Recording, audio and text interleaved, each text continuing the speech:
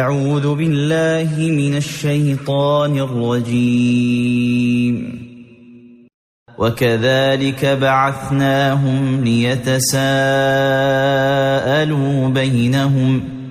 قال قائل منهم كم لبثتم قالوا لبثنا يوما أو بعض يوم قالوا ربكم أعلم بما لبثتم فابعثوا أحدكم بورقكم هذه إلى المدينة فلينظر أيها أزكى طعاما فليأتكم برزق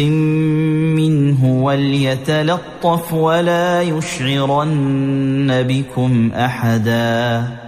إنهم إن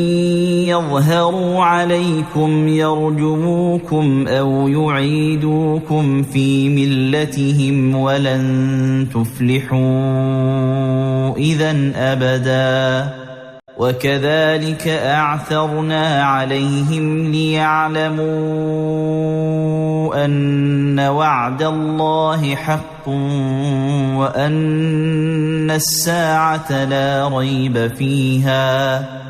وأن الساعة لا ريب فيها إذ يتنازعون بينهم أمرهم فقالوا ابنوا عليهم بنيانا ربهم أعلم بهم قال الذين غلبوا على أمرهم لنتخذن عليهم مسجدا